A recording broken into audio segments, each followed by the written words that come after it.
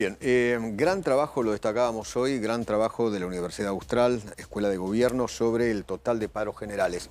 Está con nosotros justamente Marcelo Bermolén, el director del Observatorio de la Calidad Institucional de la Universidad Austral. ¿Qué tal, Bermolén? ¿Cómo le va? Un placer acompañarlos. No, por favor, ¿nos cuenta acerca de este trabajo? Decidimos hacer un raconto histórico de los paros generales. El de mañana va a ser el paro número 45 desde el retorno de la democracia. 41 años de democracia, 45 paros da una ratio de 1 y pico unimonedas. Parecería un paro por año, algo lógico, pero cuando uno le agrega a esos datos dos componentes que son la cantidad de paros y la velocidad con la que se hacen, ahí aparece naturalmente que los datos se aglutinan en torno al color político, ¿no?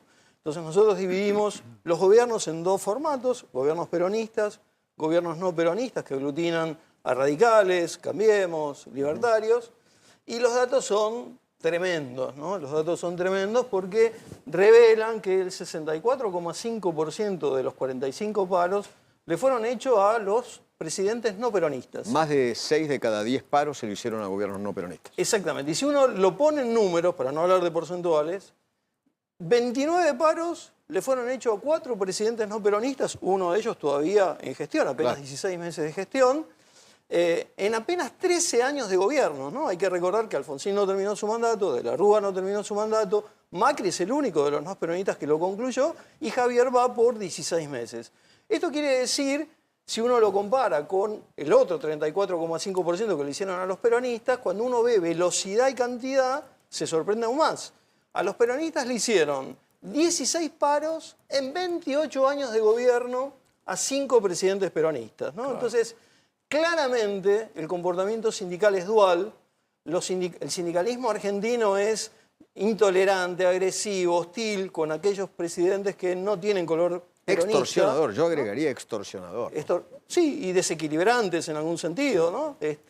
Y es amable, digamos, contemporáneo, digamos, y hasta, yo diría, cómplice con las fuerzas de color peronista, ¿no? Claro. Y bastaría ver esta misma cúpula sindical, la amabilidad que tuvo con Alberto Fernández, a quien le permitió, digamos, llevarse un galardón increíble, un récord, que es ser el primer presidente de la nueva democracia sin reelección en terminar su mandato sin un solo paro general. Increíble. ¿no? Digamos, increíble porque muchos me dicen a mí, bueno, tuvo la pandemia en la primera mitad del mandato. Sí, no, pero tuvo una tremenda inflación. Pero el dólar voló de 60 mandato, a 1.300. ¿no? Bueno, entonces, la temporalidad no es excusa. En 2 años a Fernando de la Rúa le hicieron 8 paros. ¿no? Entonces, digo, y esta misma cúpula sindical, apenas terminado el mandato de Alberto Fernández, le hizo el paro más rápido de la historia de la democracia. Alfonsín, el primer paro, en 5 años y pico, porque no terminó el mandato, era un mandato de 6. Exacto. Le hicieron 13. 13, exacto, lleva el récord. Claro, el récord 13 paros.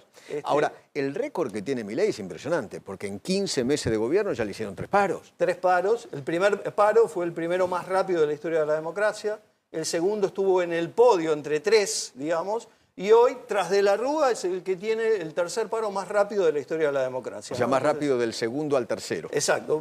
Comparte podio, los números lo llevan a Milei a un podio que repite los nombres De la Rúa y Alfonsín, ¿no? Con lo cual uno debería pensar a dónde nos está empujando el sindicalismo argentino. Y ¿no? quizás a llevarnos al 2001.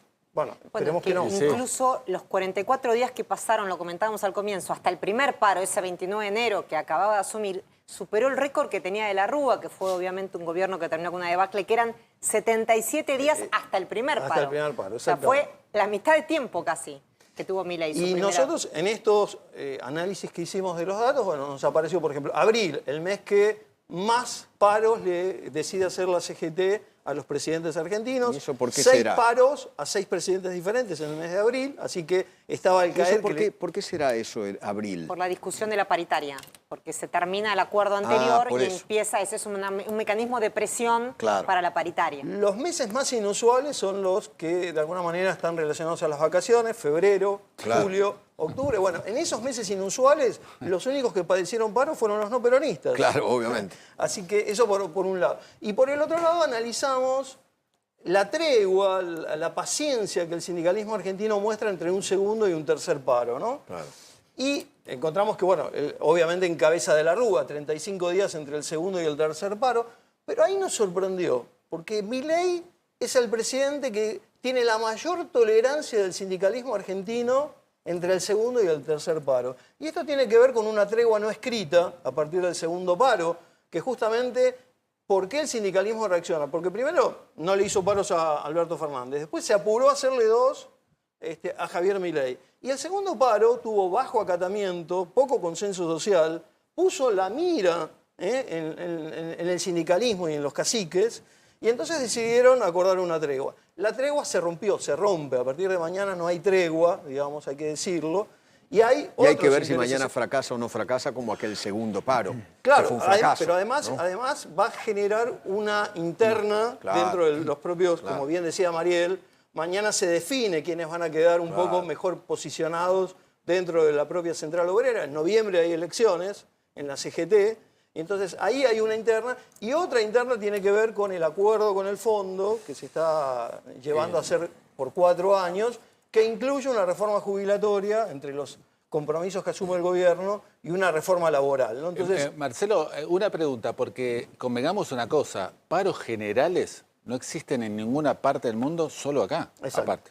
exacto. Es así, ¿no? Recién ahora se está permitiendo, se está acordando que haya servicios mínimos Claro. que tienen que igual garantizarse. Sí hay pero la- movilizaciones sindicales, Sí, O etcétera. reclamos de Pero la- sectores. de De sectores. O sea, en Por Estados sector, Unidos por hay sector, por paro de sector. algún sector, pero jamás Un paro general. de todos los sectores. Y No, no. claramente políticamente, Es porque para que nuestra todos los lógica sectores... para el mundo desarrollado no se entiende. Es Claro. totalmente inusual nuestra lógica, digamos, de parar, ¿no? Pero la realidad es que el sindicalismo está entrando en un proceso de descrédito, ¿no? Claro. Digamos, la sociedad lo está Ya mirando. las encuestas hace mucho tiempo viene con un 70% de imagen negativa, el sindicalismo, los sindicalistas, ¿no? Ya hace mucho tiempo. Esto que ustedes decían hace un rato, caciques sindicales que están hace más de 30 Claro. años en el poder, que hablan de la vieja escuela, ¿no? Las nuevas generaciones no creen en los referentes sindicales actuales, tienen otras tal cual. modalidades de trabajo. Me parece que el sindicalismo se está repitiendo en su esquema y está perdiendo muchísimo poder, ¿no? Gracias por venir, Bermolén. No, un placer acompañarlo. Willy, el